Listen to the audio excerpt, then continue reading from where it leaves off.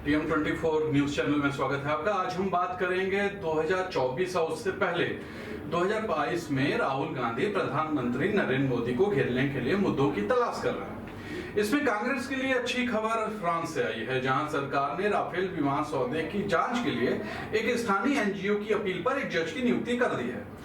2019 में राफेल के सहारे मोदी सरकार को घेर चुकी कांग्रेस को इससे संजीवनी मिलती दिखाई दे रही है। गौर कीजिएगा, उसने आनन फानन में राफेल सौदे की जांच के लिए जेपीसी समिति बैठाने की मांग भी कर दी है और 19 जुलाई से होने वाले मानसून सत्र में सरकार को घेरने की तैयारी भी शुरू कर दी है। यह अलग बात है कि इसी मुद्दे पर कांग्रेस 2019 में बुरी तरह से मुखी खा चुकी है और यहां तक कि राफेल सौदे में बिना तथ्यों के आरोप लगाने और नरेंद्र मोदी के खिलाफ चौकीदारी चोर है कि नारे लगाने के लिए राहुल को सुप्रीम कोर्ट में माफी भी मांगनी पड़ी थी। गौर कीजिएगा, याद होगा। लेकिन माफी मांगने के बाद भी राहुल राफेल सौदे में भ्रष्टाचार और चौकीदार चोर है कि अपने रुख से नहीं टिके। नतीजा, उन्होंने यूपी की अमेठी संसदीय सीट को भी उनके हाथ से जानी पड़ी, हार खानी पड़ी वहां पर, और कुल 52 लोकसभा सीटों से ही संतोष करना पड़ा कांग्रेस को। हाँ, अब भी इतना जरूर हो सकता है कि यूपी विधानसभा चुनाव के मद्देनजर मोदी को थोड़ा बहुत घेरने में राफेल मुद्दा राहुल गांधी के काम जरूर आ सकता है। यूपी के अलावा बाकी राज्यों के चुनाव में भी ये राहुल गांधी के लिए मसाले का काम कर सकता है, क्योंकि वैसे भी चुनाव कोई भी हो, राहुल गांधी के निशाने पर तो प्रधानमंत्री मोदी ही रहते हैं। सो अब एक बार फिर कांग्रेस राफेल पर सवार होकर मोदी सरकार को घेरने और यूपी के विधानसभा चुनाव में सफलता के झंडे गाड़ने की सोच रही है।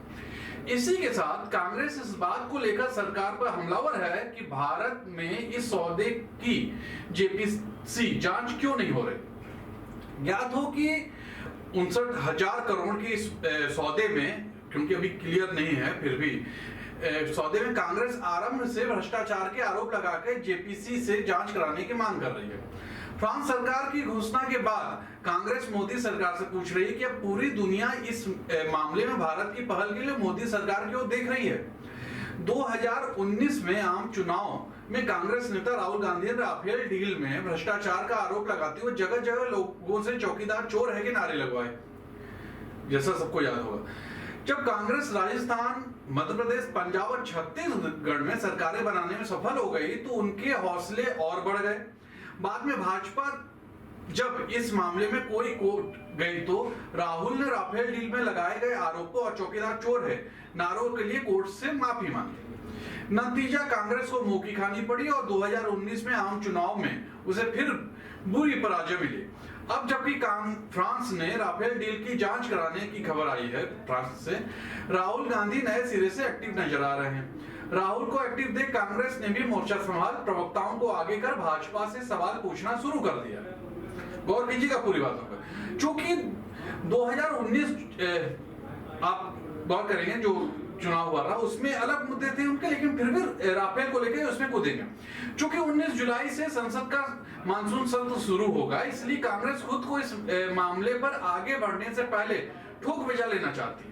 कांग्रेस चाहेगी तो उसे इस मामले में विपक्ष का साथ मिले, लेकिन जैसा कि सब जानते हैं कि विपक्ष राहुल को गंभीरता से लेने की आदत छोड़ चुका है। ये भी बहुत अजीब सी बात है। डील की खबर की जांच की खबर ऐसे वक्त पे आई है जब कुछ ही महीने में देश में 5 राज्यों में विधानसभा चुनाव होने वाले। गौर कीजिएगा, इसमें राफेल डील की ऐसे वक्त में आई है जो विधानसभा चुनाव होने, इसलिए कांग्रेस का मानसून सत्र में इस मुद्दे को लेकर हंगामा तो तय है।